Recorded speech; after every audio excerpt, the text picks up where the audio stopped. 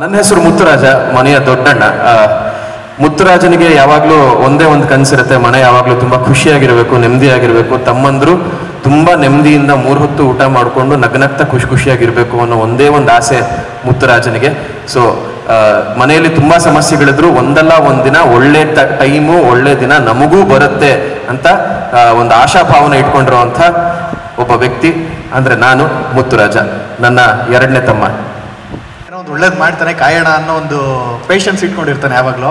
But Harishchandra ಹೆಂಗೆ ಅಂದರೆ ಅವ್ನು ಕೊಡೋಕ್ಕಿಂತ ಮುಂಚೆ ನಾವೇ ಆಪರ್ಚುನಿಟಿನ ಕ್ರಿಯೇಟ್ ಮಾಡ್ಕೊಂಬೋಣ, ನಾವೇ ನುಗ್ಗೋಣ, ಏನೋ ಒಂದು ಆಗುತ್ತೆ, ಏನೂ ಆಗದೆ ಇರಲ್ಲ ಅನ್ನೋ ಪಾತ್ರ ಹರೀಶ್ಚಂದ್ರ. ಅದೆಲ್ಲ ಈ ಮನೆಗೆ ಆಗಲ್ಲ, ಅದು ಸತ್ಯ, ಅದು ನನಗೆ ಮಾತ್ರ ಗೊತ್ತು. ಸತ್ಯ ಕಹಿ ಅಂತಾರಲ್ಲ ಆ ಥರ, ಅದು ಕಹಿನೇ, ನಾವು ಒಪ್ಕೋಬೇಕು. ಬಟ್ ಇವ್ರು ಯಾರು ಒಪ್ಕೊಳ್ಳಲ್ಲ, ಹಾಗೆ ನನ್ನ ಪಾತ್ರ. ಓಕೆ, ನಮ್ಮ ಕೊನೆಯ ತಮ್ಮ, ಎಲ್ಲರೂ ಮುದ್ದಿನ ತಮ್ಮ, ಕಾಲೇಜ್ಗೆ ಹೋಗ್ತಾ ಇದ್ದಾನೆ. ಅಲ್ಲಿ ಡೌ ಮಾಡ್ತಾನ ಇನ್ನೂ ನಮಗೆ ಗೊತ್ತಿಲ್ಲ. ಬಟ್ ನಮ್ಮ ಕೊನೆಯ ತಮ್ಮ ಮಯೂರ. ನನ್ನ ಹೆಸರು ಮಯೂರ. ನಾನಿನ್ನೂ ಓದ್ತಾ ಇದ್ದೀನಿ. ಜೀವನದ ಬಗ್ಗೆ ಅಷ್ಟು ಕ್ಲಾರಿಟಿ ಇಲ್ಲ. ಬಟ್ ಒಂದೇನು ಅಂದರೆ ನಮ್ಮ ಅಣ್ಣನ ಮದುವೆ ಆಗಬೇಕು, ಮನೆಗೊಬ್ಬರು ಅತ್ತಿಗೆ ಬರಬೇಕು, ಅದೇ ನನ್ನ ಆಸೆ. ನನಗೆ ಮದುವೆ ಮಾಡಬೇಕು ಅಂತ ಇಷ್ಟೆಲ್ಲ ಹೋರಾಡ್ತಿರೋರು ಕೊನೆಗೆ ಒಂದು ಹುಡುಗಿನ ಮನೆ ಕರ್ಕೊಂಡ್ಬಂದಿದ್ದೆ ನನ್ನ 2ನೇ ತಮ್ಮ, ಅವರೇ ಚಂದನ. ನಿಮ್ಮೆಲ್ಲರ ಆಶೀರ್ವಾದದಿಂದ ಮನೇನ ಗಂಧದ ಗುಡಿ ಮಾಡಬಹುದು ಅಂತ ಅಂದ್ಕೊಂಡಿದ್ದೀನಿ, ನೋಡೋಣ. Thank you. ಆದರೆ ಫಸ್ಟ್ ಟೈಮ್ ಇಲ್ಲಿ ಒಂದೇ ಒಂದು ಹೆಣ್ಣಿನ ಪಾತ್ರ, ಅದು ನಮ್ಮ ಹೀರೋಯಿನ್. ಅದನ್ನು ಬಿಟ್ಟು 4 ಜನ ಹೀರೋಗಳು. ಮೊದಲನೇದು ನಮ್ಮ ಮುತ್ತುರಾಜ, ಆಮೇಲೆ ಸತ್ಯ ಹರಿಶ್ಚಂದ್ರ. ಹೆಸರಿಗೆ ಸತ್ಯ ಹರಿಶ್ಚಂದ್ರ, ಆದರೆ ಸುಳ್ಳೆ ಆ ಹುಡುಗರ ಮನೆ ದೇವರು. ಯಾವಾಗಲೂ ಸುಳ್ಳು ಹೇಳ್ಕೊಂಡೇ ಜೀವನ ಮಾಡ್ತಾ ಇರ್ತಾನೆ. 3ನೇ ಅವನು ಕಂಠೀರವ, 4ನೇ ಅವನು ಮಯೂರ. ಸೊ ನಮಗೆ ಈ ಸೀರಿಯಲಲ್ಲಿ 4 ಜನ ಹೀರೋಗಳು ಮತ್ತು ಒಬ್ಬಳು ಹೀರೋಯಿನ್. ಇವನನ್ನು ಮದುವೆ ಆಗ್ತಾರೆ. ಹಾಗಾಗಿ ಇದೊಂದು ಸ್ವಲ್ಪ ವಿಶೇಷವಾಗಿರುವಂಥ ಕಥೆ. ಜೊತೆಗೆ ಶ್ರೀಗಂಧದ ಗುಡಿ ಅನ್ನೋ ಒಂದು ತುಂಬ ಜವಾಬ್ದಾರಿಯುತ ಟೈಟಲ್ ಇಟ್ಕೊಂಡ್ಮೇಲೆ ನಾವು ಆ ಧಾರಾವಾಹಿಯನ್ನು ಕೂಡ ಅದಕ್ಕೆ ತಕ್ಕ ಹಾಗೆ ಮಾಡಬೇಕಾಗತ್ತೆ.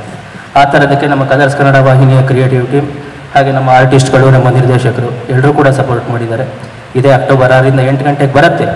ತುಂಬ ವೈಶಿಷ್ಟ್ಯವಲ್ಲದೆ ಇದ್ದರೂ ಕೂಡ ಏನು ಮಾಡಿದ್ದೇವೋ ಅದನ್ನು ಚೊಕ್ಕವಾಗಿ ಮಾಡಿದ್ದೀವಿ. ಬರೀ ಹುಡುಗರೇ ಇರೋದ್ರಿಂದ ಇನ್ನು ಸ್ವಲ್ಪ ವಿಶೇಷವಾಗಿ ಸ್ವಲ್ಪ ಇದು ಪ್ರೇಕ್ಷಕರಿಗೆ ತಲುಪತ್ತೆ ಅನ್ನೋದು ನನ್ನ ಭಾವನೆ. ಇನ್ನೊಂದು ಚಾನಲ್ ಒಟ್ಟಿಗೆ ವರ್ಕ್ ಮಾಡಿದ್ವಿ. ಹಾಗಾಗಿ ಮಾಡಿದ್ರೆ ಒಟ್ಟಿಗೆ ಮಾಡೋಣ ಅಂತೇಳಿ ಯಾವಾಗಲೂ ಮಾತಾಡ್ಕೊತಾ ಇದ್ವಿ. ಒಂದು ದಿವಸ ಗೌತಮ್ ಸರ್ ಫೋನ್ ಬಂತು, ಇದೇ ಅಕ್ಷಯ್ ಸ್ಟುಡಿಯೋದಲ್ಲಿ ಮೀಟಿಂಗಿಗೆ ಕರೆದ್ರು. ಫೈನಲ್ ಆಯಿತು ಕತೆ. ಅವತ್ತಿಂದ ಹೀಗೆ ಹೋಗ್ತಾ ಇದೆ. ತುಂಬ ಚೆನ್ನಾಗಿ ಸಪೋರ್ಟ್ ಮಾಡ್ತಾ ಇದ್ದಾರೆ ಚಾನಲ್ನವರು. Prakash sir, Gautam sir, Sudhanva sir, ಎಲ್ರಿಗೂ ನಾನು ಥ್ಯಾಂಕ್ಸ್ ಹೇಳ್ತಾ ಇದ್ದೀನಿ. ಎಲ್ರಿಗೂ ನಮಸ್ಕಾರ.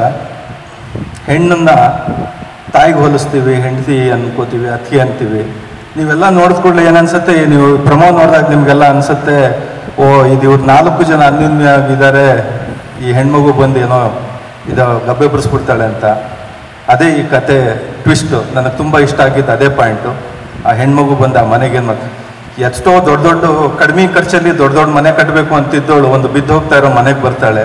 ಆಮೇಲೆ ಅವಳು ಏನು ಮಾಡ್ತಾಳೆ ಅನ್ನೋದು ಕತೆ ನನಗೆ ತುಂಬ ಇಷ್ಟ ಆಯಿತು. ನಾವೆಲ್ಲ ಒಟ್ಟಿಗೆ ಮೊದಲು ಕೆಲಸ ಮಾಡಿದವರು, ಈಗ ಜೊತೆಗೆ ಮತ್ತೊಂದು ಸರಿ ಜೊತೆಗೆ ಕೆಲಸ ಮಾಡೋ ಅವಕಾಶ ಸಿಕ್ಕಿದೆ. ಧನ್ಯವಾದಗಳು. ಬರ್ತಾಯಿತ್ತು. ಇದು ಗಂಧದ ಗುಡಿ. 2 ಒಳ್ಳೆ ಟೈಟ್ಲ್ಗಳೇ. ಒಂದು ವಿಷ್ಣುವರ್ಧನ್ ಸರ್ದು, ಇನ್ನೊಂದು ಡಾಕ್ಟರ್ ರಾಜ್ಕುಮಾರ್ ಸರ್ದು. ಸೊ ತುಂಬ ಖುಷಿ ಆಗ್ತಾಯಿದೆ. ಸೀರಿಯಲ್ ಬಗ್ಗೆ ಹೇಳಬೇಕು ಅಂದರೆ ತುಂಬ ಒಳ್ಳೆ ಕತೆ. ಎಲ್ಲರೂ ನೋಡಿ, ನಿಮ್ಮ ಪ್ರೋತ್ಸಾಹ ಎಲ್ಲ ಇರಲಿ. ಪಾತ್ರದ ಪರಿಚಯ ಎಲ್ಲ ಹೇಳಿದ್ದಾರೆ. ಸೊ ಜಾಸ್ತಿ ಹೇಳೋದು ಬೇಡ ಅಂತ ನಾನು ಅನ್ಕೋತೀನಿ. Thank you. ಗಂಧದ ಗುಡಿ ಸಿನಿಮಾಗೂ ನಮ್ಮ ಸೀರಿಯಲ್ಗೂ ಸಂಬಂಧ ಇಲ್ಲ. ಒಂದು ಬ್ಯೂಟಿಫುಲ್ ಟೈಟ್ಲು ಗಂಧದ ಗುಡಿ ಅನ್ನೋದು, ಅದು ಅಜರಾಮರ, ಅದನ್ನು ಅನ್ಸಕ್ಕಂತೂ ಆಗಲ್ಲ. ಅದೇ ಥರದ ಒಂದು ಕತೆ ಇದೆ ಸರಿನಾ. 4 ಜನ ಒಂದು ಬ್ಯಾಚುಲರ್ಸು ಮನೆಗೆ ಹೋದಾಗ ಏನು ಫೀಲ್ ಆಗುತ್ತೆ, ಆಮೇಲೆ ಒಂದು ಯಾವುದೋ ಒಂದು ಹೆಣ್ಣಿದ್ದಾಗ ಮನೆಗೆ ಹೋದಾಗ ಏನು ಫೀಲ್ ಆಗುತ್ತೆ ಅನ್ನೋ ಒಂದು ಡಿಫ್ರೆನ್ಸ್ ಇರುತ್ತಲ್ಲ ಸರ್. ಸೊ 4 ಜನ ಹುಡುಗರು ಅವರು ಹೆಂಗೆ ಇರ್ತಾರೆ ಬ್ಯಾಚುಲರ್ಸ್ ಲೈಫ್ನ ಚೇಂಜ್ ಮಾಡೋಕ್ಕೆ ಅಂತ ಒಂದು ಚಂದನ ಅನ್ನೋ ಒಂದು ಕ್ಯಾರೆಕ್ಟರ್ ಬರುತ್ತೆ. ಅದೇ ಚಂದದ ಗುಡಿ, ಗಂಧದ ಗುಡಿನ ಚಂದದ ಗುಡಿ, ಅಂದದ ಗುಂಡಿ ಮಾಡೋದಕ್ಕೆ ಚಂದ್ರ ಅನ್ನೋ ಒಂದು ಕ್ಯಾರೆಕ್ಟರ್ ಬರುತ್ತೆ ಸರ್. ಅಲ್ಲಿಂದ ಕತೆ ಶುರು ಆಗುತ್ತೆ. ಟ್ರ್ಯಾಕ್ಗಳಿದ್ದಾವೆ. ಅಂದರೆ ಚಂದನ ತಂದೆ ತಾಯಿ ಕ್ಯಾರೆಕ್ಟರ್ದೊಂದು ಇದಿದೆ, ಏನು ಟ್ರ್ಯಾಕ್ ಇದೆ. ಅದು ಬಿಟ್ಟರೆ ಇವರು ನಟರಾಜ ಕ್ಯಾರೆಕ್ಟರ್ದು ತಂಗಿ ಮತ್ತು ಅಣ್ಣ, ಆ ಥರದ ಕ್ಯಾರೆಕ್ಟರ್ದು ಇದೆ ಸರ್. ಟ್ರ್ಯಾಕ್ ಒಂದು 3 ಟ್ರ್ಯಾಕ್ ಇದೆ ಸರ್. ಶಿಶಿರ್ ಅವರೇ ಆದರೂ ಕೇಳಲಿ ಅಂತ ಕಾಯ್ತಾ ಇದ್ದೆ ಇದನ್ನು. First time in my career ನನಗೆ ಪೇರಿಲ್ಲ ಸೀರಿಯಲಲ್ಲಿ. ಓಕೆನಾ? ಸೊ ಅದೇ ನನಗೆ ಎಕ್ಸೈಟ್ ಮಾಡಿದ್ದೆ ಅದು. ಫಾರ್ ಎಕ್ಸಾಂಪಲ್ ನಾನು ಇಷ್ಟು ವರ್ಷ ಮಾಡ್ಕೊಂಡ್ ಬಂದಿರೋದು ಒಂದು ಹೀರೋ ಒಂದು ಹೀರೋಯಿನ್ನು, ಆ ಹೀರೋ ಹೀರೋಯಿನ್ ಮಧ್ಯೆ ಲವ್ವು, ಜಗಳ, ಸಾಮರಸ್ಯ, ತಾರತಮ್ಯ ಈ ತರ ತೋರಿಸ್ಕೊಂಡು ಹೋಗುವಂತ ಕಥೆಗಳನ್ನ ಮಾಡ್ಕೊಂಡ್ ಬಂದಿದ್ದೀನಿ.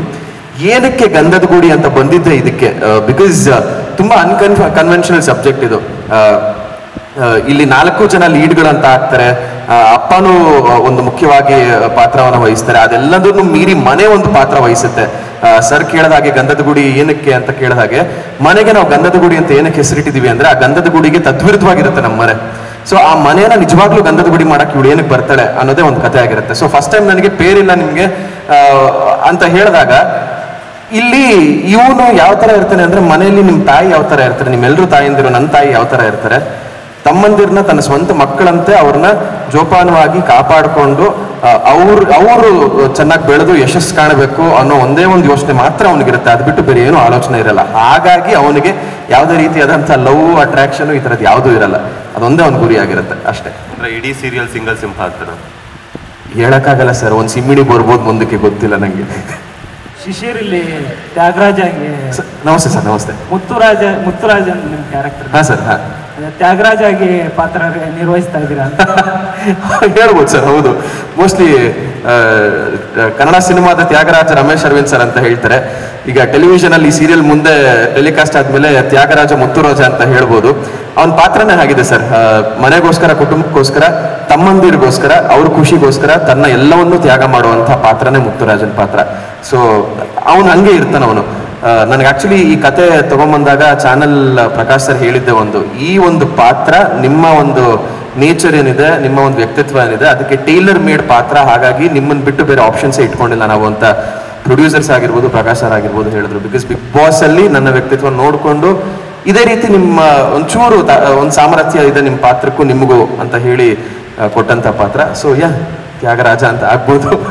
ಇಲ್ಲ, ತ್ಯಾಗರಾಜ ಏನಿಲ್ಲ, 100 ಎಪಿಸೋಡ್ ಆದ್ಮೇಲೆ ಬರ್ತಾರೆ ಯಾರು.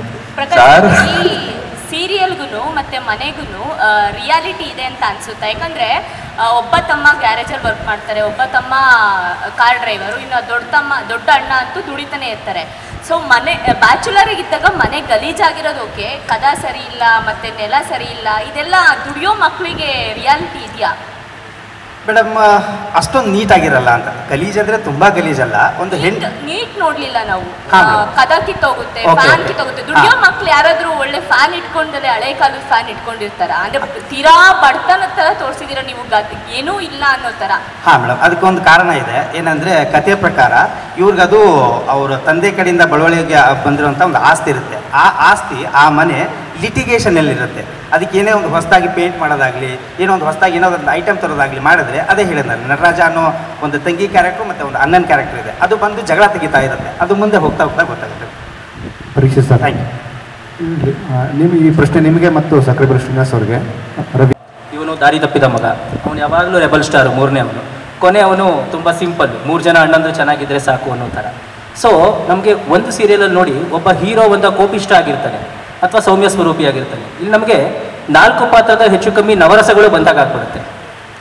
ಕೊನೆಗೆ ಅವಳು ಬಂದು ಆ 4 ಜನನ ಒಂದು ದಾರಿಗೆ ತರ್ತಾಳ. ಅವ್ರು ಹೇಳಿದಾಗೆ ಅಷ್ಟು ಕೊಳಕಾಗಿರೋ ಮನೆಯನ್ನ ಸಸ್ಟೈನಬಲ್ ಮಾಡಬೇಕು ಇಡೀ ದೇಶಕ್ಕೆ ಅಂತ ಹೊರಟಿರ್ತಾಳೆ ಅವಳು. ಬಟ್ ತನ್ನ ಮನೆಯೇ ಆ ಪರಿಸ್ಥಿತಿನಲ್ಲಿರುತ್ತೆ. ಅದನ್ನು ಅವಳು ಸರಿ ಮಾಡ್ತಾಳ ಅನ್ನೋದೇ ಕಥಾಹಂದರ. ಬಟ್ ಅದು ಯಾವುದೇ ಆ ಹಳೆ, ಯಾಕೆಂದರೆ ದೊಡ್ಡ ಮನೆಯ 3 ಜನರು ಆ ಸಿನಿಮಾವನ್ನು ಮಾಡಿದ್ದಾರೆ, ಶ್ರೀಗಂಧದ ಗುಡಿ. ಸೊ ಅದಕ್ಕೂ ಮತ್ತು ಇದಕ್ಕೂ ಯಾವುದೇ ಸಂಬಂಧ ಇಲ್ಲ. ಅವರ ಅಣ್ಣ ಅವರ ಅಭಿಮಾನಿ ಆಗಿರೋದ್ರಿಂದ ಮಕ್ಕಳಿಗೂ ಅಣ್ಣವರಿಗೆ ಸಂಬಂಧಪಟ್ಟ ಹೆಸರು, ಅವರ ಮನೆಗೂ ಅಣ್ಣವರ ಸಂಬಂಧಪಟ್ಟ ಹೆಸರು ಇಟ್ಟಿರ್ತಾರೆ. ಇಷ್ಟೇ ಕಥೆ ಅಷ್ಟೇ. ಅದ್ರ ಉದ್ದೇಶ ಇನ್ನೇನು ಇಲ್ಲ. ಹೆಣ್ಮಗು ಬಂದ್ಮೇಲೆ ಒಳ್ಳೇದಾಗದು. ಅದೇ ಹೇಳಿದೆ ನಾನು, ಹೆಣ್ಮಕ್ಳಿಗೆ ಆಕ್ಚುಲಿ ಶಾಪ. ಎಲ್ಲದ್ರಲ್ಲೂ ಏನು ಮಾಡ್ತಾರೆ ಅಂದರೆ, ಕೂಡು ಕುಟುಂಬ ಇರುತ್ತೆ, ಒಬ್ಳು ಬಂದ್ಲು ಅಂದರೆ ಹಾಳಾಯಿತು ಅಂತ ಹೇಳ್ತಾರೆ. ಇದು ಆಪೋಸಿಟ್ ಆಗಿದೆ. ಆಮೇಲೆ ತುಂಬ ಡಿಫ್ರೆಂಟ್ ಆಗಿದೆ, ನಮ್ಗೆ ತುಂಬ ಇಷ್ಟ ಆಗಿದ್ದೆ ಅದು. ಆಮೇಲೆ ಒಂದು ಚಾನಲಿಗೂ ತುಂಬ ಧೈರ್ಯ ಬೇಕು. ನೀವು ಫಸ್ಟ್ ಪ್ರಮೋ ನಿಮಗೆ ತೋರಿಸ್ಲಿಲ್ಲ ಇಲ್ಲಿ, ನೀವು ಫಸ್ಟ್ ಪ್ರಮೋ ನೋಡಿ. ಒಂದು ಹೆಣ್ಮಗು, ಒಂದು ಮೆಗಾ ಸೀರಿಯಲ್ ಮಾಡೋದೇ ಒಂದು ಹೆಣ್ಮಕ್ಳಿಗೋಸ್ಕರ, ಹೆಣ್ಮಕ್ಳು ಇರಬೇಕು ಅಂತ. ಫಸ್ಟ್ ಪ್ರಮೋಲಿ ಒಂದು ಹೆಣ್ಣು ಫೇಸೇ ಇಲ್ಲ ಆ ಪ್ರಮೋಲಿ. ಅಲ್ಲೇ ನಿಮಗೊಂದು ಏನೋ ಬೇರೆ ಮಾಡಿದ್ದಾರೆ ಅಂತ ಅನ್ಸುತ್ತೆ. ಧನ್ಯವಾದ. ಹೊಂದಾಣಿಕೆ ಇರ್ತಾ ಇತ್ತು ನಿಮಗೆ, ಸೊ ಹಾಗಾಗಿ ಅವರು ಹೊಂದಾಣಿಕೆ ಇರ್ತಾ ಇತ್ತು. ದೊಡ್ಡ ಮಗನ್ಗೆ ಅದೇ ಥರ ಸೊಸೆ ಬೇಕಲ್ವಾ, ಅದಕ್ಕೆ. ಹೌದು ಮೇಡಮ್, ಆ ಥರ ಹೊಂದಾಣಿಕೆ ಅವರು ಮನೆಗೆ ಸೊಸೆ ಯಾಕೆ ಬಂದರೆ ನನಗೂ ಖುಷಿನೇ, ಮನೆಯವ್ರಿಗೂ ಚೆನ್ನಾಗಿದೆ. ಬಿಗ್ ಬಾಸ್ ಮನೇಲಿ ಐಶ್ವರ್ಯ ಅವ್ರದ್ದು ಹೊಂದಾಣಿಕೆ ಚೆನ್ನಾಗಿತ್ತು. ಮೇಡಮ್ ಮನೆಯವ್ರ ಜೊತೆ ಹೊಂದಾಣಿಕೆ ಚೆನ್ನಾಗಿತ್ತ, ನನ್ನ ಜೊತೆ ಹೊಂದಾಣಿಕೆ ಚೆನ್ನಾಗಿತ್ತು? ಚೆನ್ನಾಗಿತ್ತು, ಬೇರೆಯವ್ರ ಜೊತೆನೂ ಚೆನ್ನಾಗಿ ಬರೀತಿದ್ರು. ಮೇಡಮ್ ನೋಡೋಣ ಮುಂದೆ ಶಿಶಿರ್ ಅವ್ರು ಬೇಕು ಅಂದ್ರೆ ಕರ್ಸೋಣ. ಸರ್ ನಾನೇನ್ ಬೇಕು ಸರ್ ಅಂದ್ರೆ ಒಳ್ಳೆ ಪ್ರಾಜೆಕ್ಟ್ ಮಾಡಿದಾಗ ನಾವು ಒಟ್ಟಿಗೆ ಕೆಲಸ ಮಾಡೋಣ ಫ್ಯೂಚರಲ್ಲಿ ಸಂಜನಾ ಅಂತ ತುಂಬ ಲಾಂಗ್ ಬ್ಯಾಕೇ ಹೇಳಿದರು. ಬಟ್ ಈಗಲೂ ನಾನು ಓದ್ತಿದ್ದೀನಿ, ಎಜುಕೇಷನ್ ಈಗಲೂ ನಡೀತಿದೆ. ಸೊ ಎಲ್ಲೋ ನನಗೆ ಸ್ವಲ್ಪ ಡೈಲಮದಲ್ಲಿದ್ದೆ. ಬಟ್ ಅವ್ರು ಹೇಳಿದ್ರು ಒಂದ್ಸಲ ಮೀಟಿಂಗ್ ಬಾ, ಕತೆ ಕೇಳು, ಕ್ಯಾರೆಕ್ಟರ್ ಕೇಳು, ಆಮೇಲೂ ನಿನ್ಗೆ ಹಾಗೆ ಅನಿಸಿದ್ರೆ ಮುಂದೆ ಮಾತಾಡೋಣ ಅಂತ. ಸೊ ಒಂದ್ಸಲ ಎಲ್ಲರ ಜೊತೆ ಟೆಕ್ನಿಕಲ್ ಟೀಮ್ ಜೊತೆ ಎಲ್ಲ ಮೀಟಿಂಗ್ ಮಾಡಿದ್ಮೇಲೆ, ಕತೆ ಕೇಳಿದ್ಮೇಲೆ, ಪಾತ್ರ ಬಗ್ಗೆ ತಿಳ್ಕೊಂಡ್ಮೇಲೆ ನನಗೆ ಇಲ್ಲ ಅಂತ ಹೇಳೋದಕ್ಕೆ ಯಾವುದೇ ಕಾರಣ ಸಿಗಲಿಲ್ಲ. ಆ್ಯಂಡ್ ನಾನು ಎಜುಕೇಷನ್ಗೂ ಎಲ್ಲ ರೀತಿಯಲ್ಲೂ ಸಪೋರ್ಟ್ ಮಾಡ್ತೀವಿ ಅಂತ ಪ್ರೊಡಕ್ಷನ್ ಹೌಸೂ ಹೇಳ್ತು, ಆ್ಯಂಡ್ ಚಾನೆಲ್ ಕಲರ್ಸ್ ಕಡೆಯಿಂದನೂ ನನಗೆ ಅದೇ ಥರ ಪಾಸಿಟಿವ್ ರೆಸ್ಪಾನ್ಸ್ ಬಂತು. So I thought why not, because ಈ ಥರ ಒಂದು ಕಾನ್ಸೆಪ್ಟ್ ಕನ್ನಡ ಸೀರಿಯಲ್ ಹಿಸ್ಟ್ರಿಲೇ ಮೊದಲನೇ ಸಲ ತೊಗೋತಿರೋದ್ರಿಂದ ಇದು ಲೈಫಲ್ಲಿ ಒನ್ ಟೈಮ್ ಆಪರ್ಚುನಿಟಿ ಥರ ನನಗನ್ನಿಸ್ತು. ಆ್ಯಂಡ್ ಟೈಟಲ್ ಕಾರ್ಡ್ ನೋಡ್ತಿದ್ರೇ ಗೊತ್ತಾಗುತ್ತೆ ಎಷ್ಟು ಒಳ್ಳೆ ಪಾತ್ರದಲ್ಲಿ ನಾನು ಕಾಣಿಸ್ಕೊತಿದ್ದೀನಿ ಅಂತ. ಸೊ ಎಲ್ಲ ರೀತಿಲೂ ಯೋಚನೆ ಮಾಡಿ ಓಕೆ ಇದನ್ನ ನಾನು ಇಲ್ಲ ಅನ್ನೋಕ್ಕಾಗಲ್ಲ ಅಂತ ದೃಢವಾಗಿ ನನಗನ್ನಿಸ್ತು. ಸೊ ಹಾಗೆ ಒಪ್ಕೊಂಡ್ಬಿಟ್ಟೆ. I think it was more like hearty decision, just in a flow. Serial ಮಾಡೋದೇ ಬೇಡ ಅಂದ್ಕೊಂಡಿದ್ದೆ. ಹಳೆ ಗೆಳೆಯ ಸಕ್ರೆಬೈಲ್ ಶ್ರೀನಿವಾಸು ಒಂದಿನ ಫೋನ್ ಮಾಡಿದ್ರು, ಸೀರಿಯಲ್ ಮಾಡ್ತೀನೋ ಅಂತ ಅಂದ್ಬಿಟ್ಟು. ನೀನು ಫಸ್ಟು ಕುಲದಲ್ಲಿ ಕೀಳಾವುದು ಸಿನಿಮಾ ರಿಲೀಸ್ ಆಗಿತ್ತು ಜನವರಿನಲ್ಲಿ. ಆ ಸಿನಿಮಾ ಒಂದು ಸ್ವಲ್ಪ ನೋಡ್ಬಿಡಪ್ಪ ನೀನು, ಹೇಳ್ತೀನಿ ಅಂದೆ. ಮತ್ತೊಂದು ದಿನ ಫೋನ್ ಮಾಡೋದು, ಸಂಜೆ ಸಿಟಿ ಇನ್ಸ್ಟಿಟ್ಯೂಟ್ಗೆ ಬಂದುಬಿಡು ಒಂದು 5 ಗಂಟೆಗೆ, ಪ್ರದೀಪು ಮತ್ತು ಬರೀ ಬರ್ತಾಯಿದ್ದಾರೆ. ಅವತ್ತೇ ಅವರಿಬ್ಬರು ಪರಿಚಯ ಆಗಿದ್ದು ನನಗೆ. ಹೋದೆ, ಕತೆ ಬಗ್ಗೆ ಹೇಳಿದ್ರು, ತುಂಬ ಇಷ್ಟ ಆಯಿತು, ಮಾಡ್ತೀನಿ ಅಂತಂದೆ.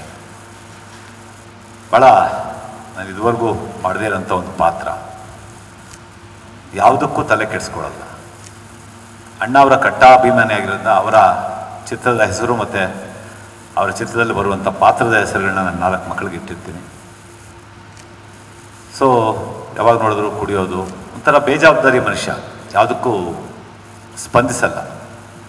ಸೊ ನನ್ನ ಜೊತೆಗೆ ಮನೆಯಲ್ಲಿ ಸ್ವಲ್ಪ ಚೆನ್ನಾಗಿ ಸ್ಪಂದಿಸೋದು ಅಂತಂದರೆ ನನ್ನ ದೊಡ್ಡ ಮಗ ಮುತ್ತುರಾಜ. ಸೊ ಇವರೆಲ್ಲ ಏನೇ ಕೀಟ್ಲೆ ಮಾಡಿದ್ರು ಆತ ಬಂದು ಸರಿಪಡಿಸ್ತಾ ಇರ್ತಾನೆ.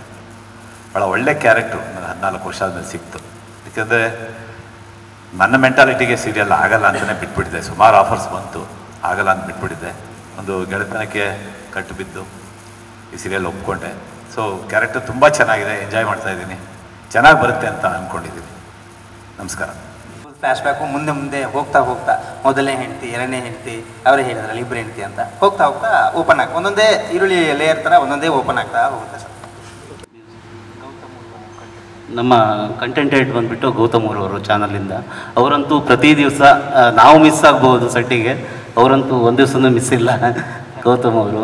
ಏನಿದೆ, ನಾನು ಮುಂಚೆ ಮಾಡಿರೋಂಥ ಪಾತ್ರಗಳಿಗಿಂತ ತುಂಬ ಡಿಫ್ರೆಂಟ್ ಇದೆ. ಬಿಕಾಸ್ ನಾನು ಮುಂಚೆ ಮಾಡಿರೋ 2 ಪಾತ್ರ ಆ್ಯಸ್ ಲೀಡ್ ಸೀರಿಯಲಲ್ಲಿ ತುಂಬ ನನಗೆ ಹತ್ತಿರವಾಗಿತ್ತು ಸಂಜನಕ್ಕೆ. ಬಟ್ ಚಂದನದಲ್ಲಿ ಅವಳು ತುಂಬ ಆ್ಯಂಬಿಷಿಯಸ್, ನಾನು ಆ್ಯಂಬಿಷಿಯಸ್ ಬಿಟ್ಟರೆ ಬೇರೆ ಯಾವ ರೀತಿಯೂ ನನಗೆ ಅಷ್ಟು ಸಿಮಿಲರ್ ಅಂತ ಅನಿಸ್ಲಿಲ್ಲ. ಸೊ ತುಂಬ ಚಾಲೆಂಜಿಂಗ್ ಇರುತ್ತೆ ಅಂತ ಅನಿಸ್ತು. ಆ್ಯಂಡ್ ಇನ್ನೊಂದು ಬಂದು ನಮ್ಮ ಶ್ರೀ ಗಂಧದ ಗುಡಿ ಧಾರಾವಾಹಿ ಕಾಮಿಕಲ್ ಡ್ರಾಮಾ.